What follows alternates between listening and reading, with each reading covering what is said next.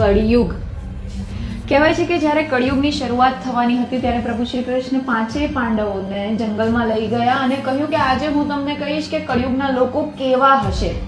તમે પાંચે જંગલમાં અલગ અલગ દિશાએ જાઓ અને જુઓ કે પ્રકૃતિ તમને શું બતાવે છે. પાંડવો પાછા આવ્યા. પ્રભુ પૂછ્યું, બોલો તમે શું જોયું? યુધિષ્ઠિરે કહ્યું કે પ્રભુ મેં 2 સૂંઢવાળો હાથી જોયો. પ્રભુએ સ્મિત આપ્યું અને કહ્યું, ધર્મરાજ, કળિયુગમાં આવા જ લોકો રાજ કરશે, કહેશે કંઈક અલગ અને કરશે કંઈક અલગ. ધર્મની મોટી મોટી વાતો કરવા વાળો વ્યક્તિ સૌથી વધુ અધર્મ ભર્યો વ્યવહાર કરશે, કપટ અને સ્વાર્થ મોખરે હશે. અર્જુને કહ્યું, પ્રભુ મેં એક પક્ષી જોયું જેની પાંખો પર વેદ લખેલા હતા પરંતુ એ માંસ ખાઈ રહ્યું હતું. શ્રી કૃષ્ણ પ્રભુ બોલ્યા, અર્જુન, કળિયુગનું આ બીજું સત્ય હશે. લોકો જ્ઞાની આચાર્ય કહેવાશે પરંતુ એમનું આચરણ રાક્ષસી હશે. જ્ઞાન ભરેલા લોકો અંદરથી લોભ અને અહંકારની અગ્નિથી બળતા હશે.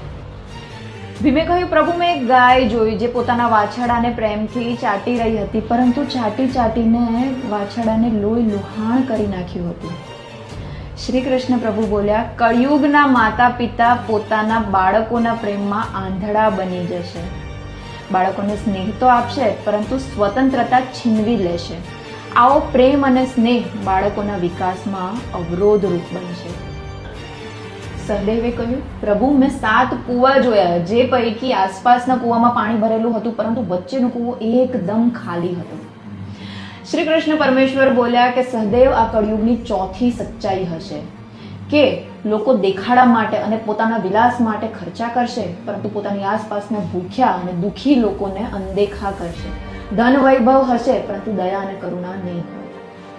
નકુલે કહ્યું કે પ્રભુ મેં જોયું કે એક વિશાળ પથ્થર પહાડ પરથી ગબડી રહ્યો છે અને રસ્તામાં આવતા દરેક મોટા ઝાડ વૃક્ષને તોડીને કચડીને નીચે આવી રહ્યો છે પરંતુ જ્યારે એક નાનકડા છોડ સાથે ટકરાય છે તો એ ત્યાં અટકી જાય છે. પ્રભુ સ્મિત આપ્યું અને બોલ્યા કે નકુલ, કળિયુગનું આ અંતિમ રહસ્ય છે. કળિયુગનો મનુષ્ય પોતાના કર્મોના બોજથી પતન પામશે પરંતુ જ્યારે એ હરિનું નામ લેશે, ભગવાનના નામ સાથે ટકરાશે ત્યારે તેનું પતન અટકી જશે. કળિયુગમાં પ્રભુ નામ જ મુક્તિનો આધાર રહેશે. કળિયુગ ખૂબ જ અંધકારમય હશે પરંતુ જે પ્રભુનું સ્મરણ કરશે એ અંધકારમય કળિયુગમાં પણ ધર્મરૂપી પ્રકાશને પામશે. જય શ્રી કૃષ્ણ.